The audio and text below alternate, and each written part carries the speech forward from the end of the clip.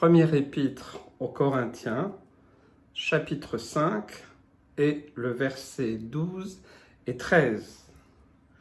Qu'ai-je en effet à juger ceux du dehors? N'est-ce pas ceux du dedans que vous avez à juger? Pour ceux du dehors, Dieu les juge, ôtez le méchant du milieu de vous. Alors, il faut prendre un peu le contexte. Donc, il y avait des désordres, des difficultés, voire la division dans l'église de Corinthe. Et donc, Paul, il voulait mettre un petit peu d'ordre et puis redresser ces choses-là. Et souvent, quand il y a des désordres, quand il y a une division, bien souvent, c'est un jugement. Beaucoup de jugements, de calomnies, des quiproquos, des raccourcis. Voilà, c'est un peu ce qui se passait là-bas. Et puis aussi, un autre type de jugement qui peut atteindre aussi les assemblées locales, l'Église de Jésus-Christ, nos vies de chrétiens, c'est de juger les autres, ceux qui ne sont pas chrétiens, la manière dont ils vivent et autres. Et ça peut devenir finalement l'objet de discussions, de partage d'opinions. Et finalement, je l'ai toujours dit, on n'est pas église pour se réunir, pour partager des opinions. Non, il y a des partis politiques, il y a des syndicats pour ça. C'est pas le rôle de l'église de partager des opinions. Nous partageons la parole de Dieu, voilà, qui est notre guide, notre direction pour le quotidien. Et donc, le texte est très clair, hein. Je vais commencer par le verset 13. Pour ceux du dehors, Dieu les juge. Voilà. Je pense que c'est pour ça qu'il faut faire attention. Pas dire oh, moi je suis chrétien, nous sommes l'Église, et quelque part un peu suffisant et un peu hautain, un peu prétentieux, orgueilleux de croire qu'on est meilleur que les autres. Non. Moi je connais beaucoup de gens non chrétiens, mais qui peuvent donner des leçons à beaucoup de chrétiens sur l'honnêteté, sur la fidélité, sur même sur le comportement ou le caractère.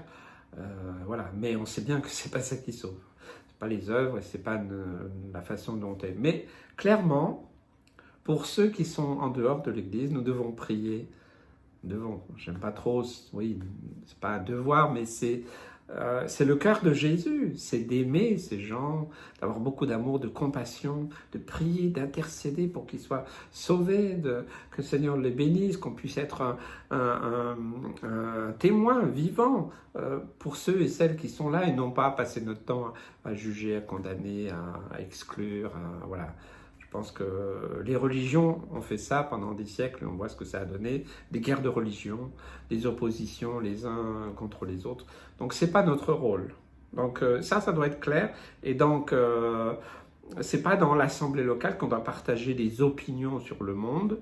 On peut discuter, ok, avoir une opinion personnelle, c'est clair, mais c'est pas ça ne doit pas devenir un prétexte à des disputes, à des rivalités, à des divisions, parce qu'on pense ça, on pense ci. Et on voit bien aujourd'hui, avec la pandémie, que ça a tendance un peu, dans certains milieux, on oppose les pour, les contre, vaccins, pass sanitaires et autres. On a autre chose à faire. La Bible nous dit de nous soumettre aux autorités, voilà, tant que ça ne met pas en cause notre foi. Voilà, je pense qu'il faut être sage. Après, chacun doit avoir une opinion de se faire ou pas se faire vacciner. C'est pas mon rôle en tant que pasteur, c'est pas le rôle de l'Église de dire, de prendre une position. Ok, chacun voilà, peut prier et avoir en toute conscience libre le choix de ses propres opinions sur tous ces sujets-là. Mais l'Église, l'Assemblée locale n'est pas le lieu de débat, des pour et des contre et des opinions. Je crois que ça doit vraiment être clair et peut-être que si vous l'avez fait, vous avez simplement à demander pardon au Seigneur et puis de vous recentrer. Qu'est-ce qui est le plus important quand on se réunit? On est réunis autour de la parole de Dieu. On est réunis parce qu'on aime le Seigneur, on le loue, on l'adore, on parle de ses merveilles, on témoigne de ce qu'il fait. Et puis on prie aussi pour ceux qui sont perdus, ceux qui sont malades, ceux qui sont fatigués, découragés. On est un cœur reconnaissant, ouvert, prêt à, non pas à dégainer une opinion, mais simplement à partager le message de la bonne nouvelle de Jésus-Christ. Et c'est ça qui est important. Et c'est pour ça que Paul, il remet les choses en place. Il y avait du désordre. Souvent, il y a du désordre parce que on ramène des opinions, des avis de l'extérieur et puis on veut en faire un débat, les uns pour, les uns contre. C'est pas le lieu. C'est pas le lieu. Jésus ne va pas revenir une église qui a une opinion. C'est pas ça. Alors, qu'est-ce qu'il va prendre? Ceux qui ont une opinion pour ceci, pour cela. Après, dans un engagement personnel, voilà, c'est qui font de la politique ou du syndicat ou autre, c'est la liberté de chacun. Moi, je n'ai pas à intervenir là-dedans et aucun ministère ne devrait le faire.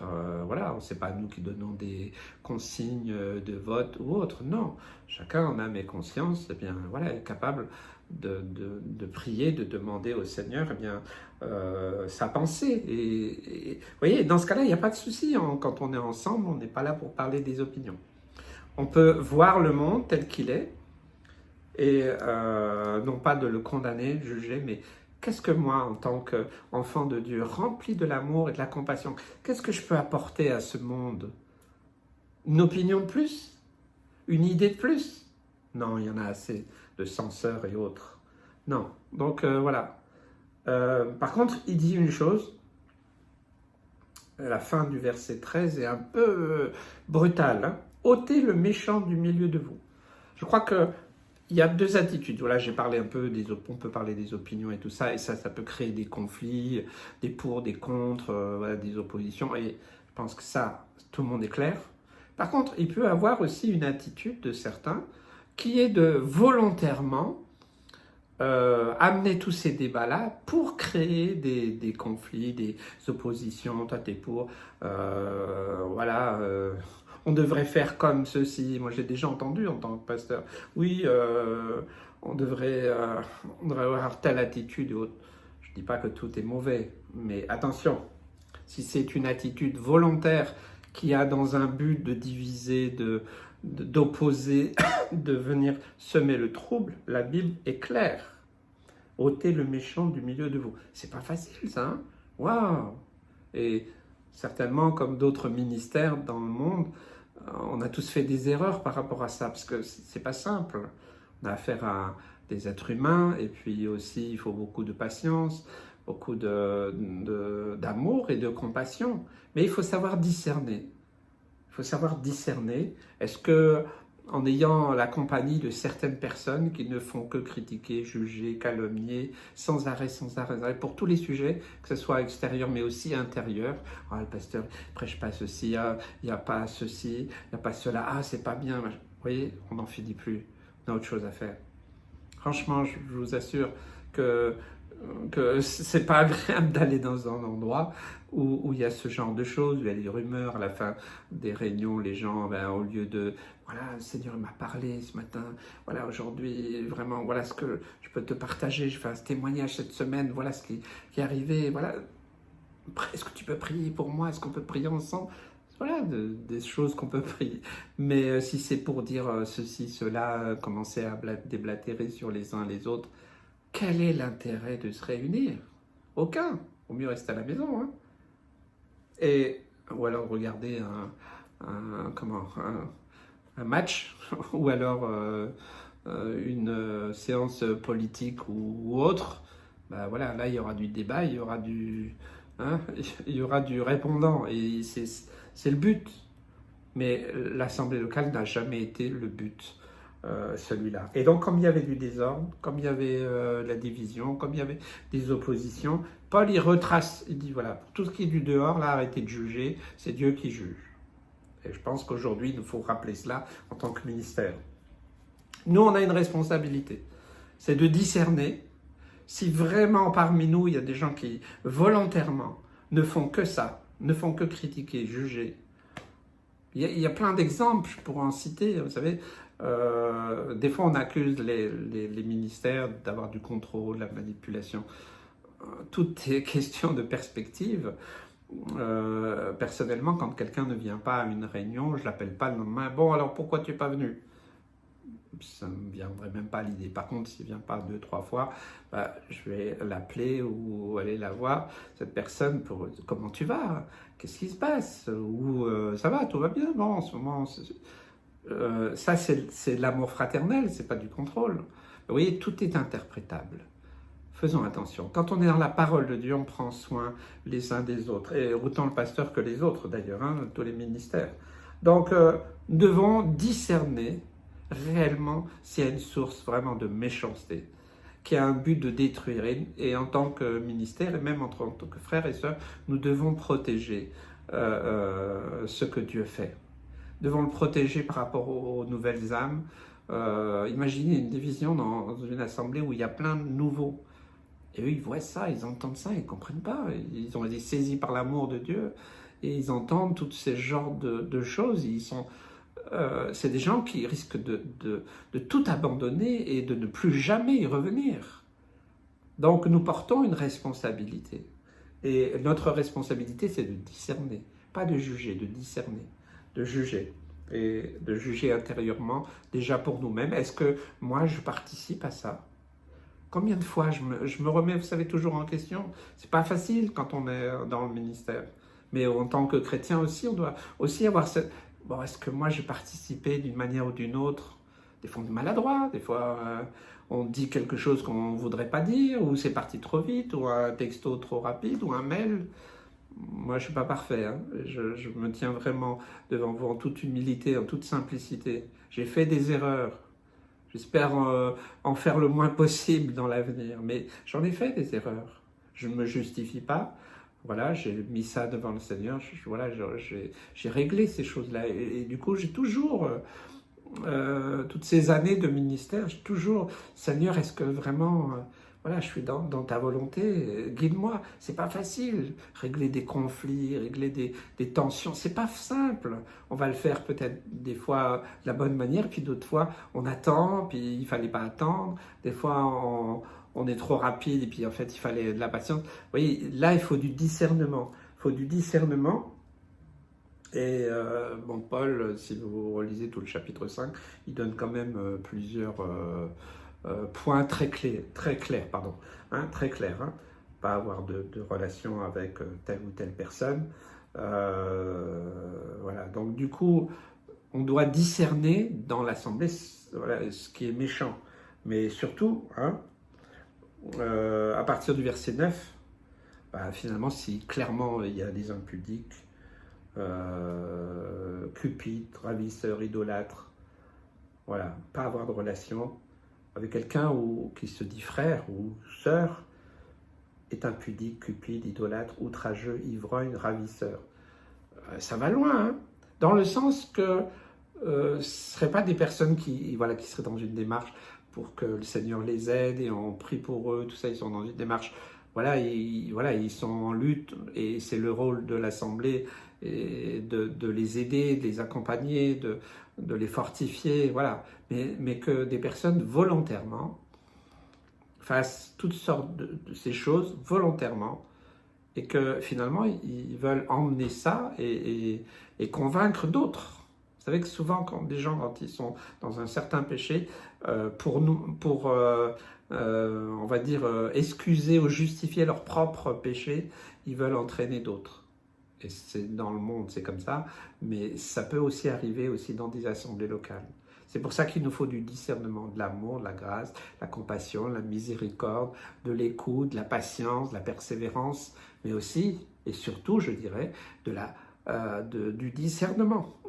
C'est, voilà, pas juger seulement comme ça par ce qu'on entend, ce qu'on voit, mais avoir vraiment le discernement. Et quand il y a vraiment des personnes qui sont très clairement identifiées, pas seulement par une personne, mais que voilà, ça commence à créer vraiment du trouble ou autre, eh bien, c'est notre rôle, pas seulement au ministère, à chacun de nous, eh bien d'ôter le méchant, qui ne veut pas se remettre en question, qui n'accepte pas la parole de Dieu, qui rejette la parole de Dieu volontairement, qui n'est pas dans une démarche, il est seulement dans une position, et il veut que les autres aillent dans sa position. Alors là, clairement, c'est vraiment un esprit de division, un esprit de discorde, de désordre. Et là, il faut faire quelque chose. Parce que sinon, ben, on va se laisser polluer et puis ça va gangréner. Et c'est triste. Alors après, ben, faut prier pour cette personne. Dieu saura comment faire pour toucher cette personne. Mais je crois que ce n'est pas une histoire d'être des ultra-saints, qu'on reste entre nous. Non. Mais simplement, c'est une démarche. Est-ce que notre démarche doit toujours être celle de pécheurs pardonnés par grâce? Et on doit toujours considérer que nous sommes en lutte avec notre chair. Il y a une lutte entre la chair et l'esprit. Et que, eh bien voilà, nous cherchons la sanctification. Et nous tournons vers la parole de Dieu pour trouver vraiment aussi eh bien, la délivrance. Mais si nous étions tous réunis simplement pour poursuivre des opinions, des idées, et vouloir les imposer aux autres, et puis continuer à vivre dans le péché, dans toutes sortes de choses, et puis vouloir entraîner les autres, et puis on accuse, vous savez, souvent les gens ils accusent, mais en fait ils font pas mieux, et des fois ils font pire. Alors là, clairement, Paul le dit, vous voyez, il est venu mettre de l'ordre, il le fait peut-être d'une manière un peu particulière, mais je crois qu'il le fait avec amour et compassion. C'est important, il ne faut pas tout idéaliser, il ne faut pas tout spiritualiser. Il y a aussi des hommes et des femmes méchants sur la terre, que ce soit dans le monde ou que ce soit aussi des fois dans les assemblées. Quand on me dit « Ah mais pasteur, moi je suis comme ça, mon caractère il est comme ça », ça me gêne. On peut dire « Oui, bah, c'est vrai, j'ai un sale caractère ». Je lutte avec la colère, avec tout ça, mais franchement, je veux continuer à prier, je crois, vraiment, ça me fait mal, dans cette démarche, alors le Saint-Esprit peut agir et on doit aider, accompagner, fortifier, ne pas juger, condamner cette personne. On ne doit pas participer non plus à son délire. Et vous voyez, discernement, équilibre, persévérance. Et je crois que c'est ce qui manque le plus aujourd'hui. Alors bien sûr, peut-être que c'est des fois tellement difficile. Jésus, il a donné d'autres textes. Hein, et puis dans la suite de la parole de Dieu, on verra cela un peu plus tard. Mais c'est vrai que voilà, il va venir. Dieu va aussi commencer son jugement par sa maison, c'est-à-dire pas par ceux du dehors, mais ceux de l'intérieur. C'est lui qui va faire. Oui, il va faire mieux que nous parce que franchement, des fois, c'est compliqué, c'est difficile. Et puis, puis c'est difficile, hein, comme ce texte qui dit, ben, quand tu veux enlever les mauvaises herbes, attention, fais gaffe, parce qu'en même temps, tu vas enlever des mauvaises herbes, tu vas enlever des bonnes herbes. Et ça, c'est notre défaut à tous, y compris pour moi. C'est pas facile. Et je préfère largement quand c'est Dieu qui le fait. Donc nous devons prier pour cela, pour que Dieu nous aide, nous conduise afin que nos assemblées locales, notre vie chrétienne ne soit pas celle qui est présentée là dans l'église de Corinthe. Étudiez, voyez ce qui se passait à Corinthe, puis vous comprendrez un peu, et puis laissons le Saint-Esprit agir en nous. Que Dieu vous bénisse.